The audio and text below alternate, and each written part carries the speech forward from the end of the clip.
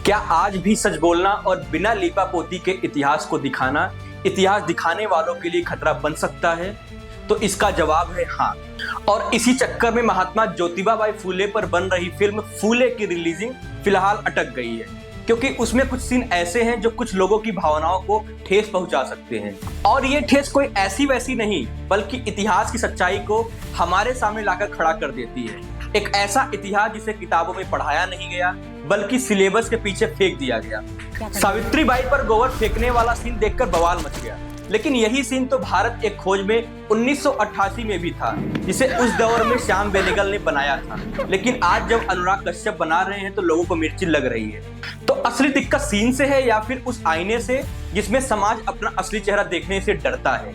ये कहानी एक फिल्म की नहीं है, ये कहानी उस सोच की है जो आज भी जात पात के नाम पर भेदभाव को बचाने की कोशिश कर रही है। चलिए थोड़ा पीछे 19वीं सदी में चलते हैं और मिलते हैं महात्मा फूले से, और ये भी समझने की कोशिश करते हैं कि आज की सत्ता और समाज किस बात से घबरा रहे हैं। जैसे ही फूले फिल्म का ट्रेलर आया, देश भर में बवाल मच गया।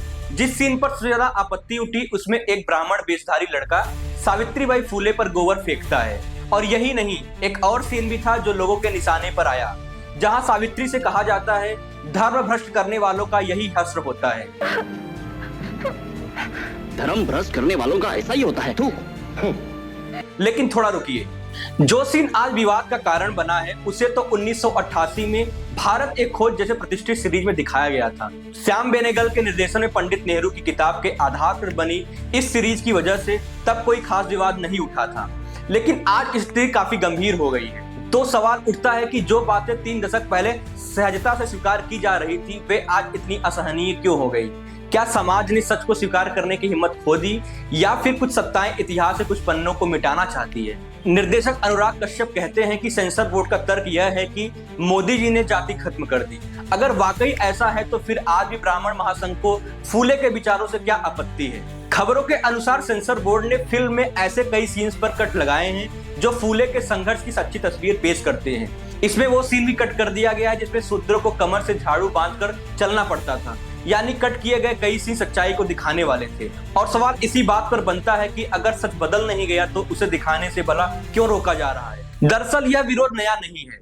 ज्योतिबा फूले जब पुणे में रहकर सामाजिक सुधार कर रहे थे तब भी ब्राह्मण समाज के कई संगठन उनके खिलाफ खड़े थे। ये विरोध आज भी वैसा ही है। अगर कुछ बदला है तो वह है बस रंग रूप। हम सब जानते हैं कि फूले कोई साधारण सुधारक नहीं थे, बल्कि वो एक ऐसे क्रांतिकारी थे जिन्होंने समाज की उस नींव को चुनौती दी जिसमें जन्म के आधार पर इंसान की हैसियत तय की जाती थी। गरीबी में जन्मे फूले ने मुस्लिम और ईसाई पड़ोसियों की मदद से शिक्षा प्राप्त की और स्कॉटिश मिशन स्कूल से पढ़ाई पूरी की।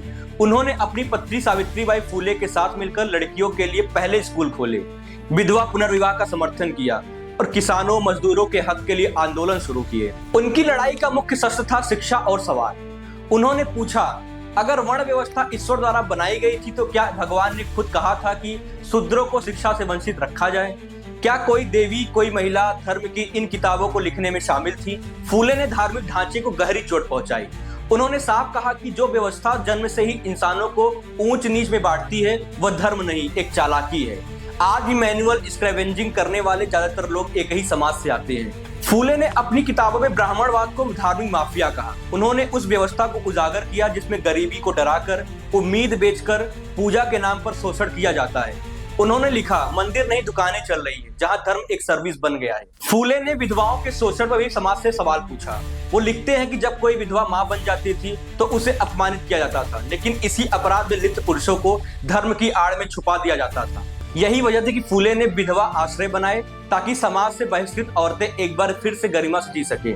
फूले की किताब एक तगड़ा तमाचा है उस व्यवस्था पर जिसने इंसान को इंसान नहीं जाति से मापा।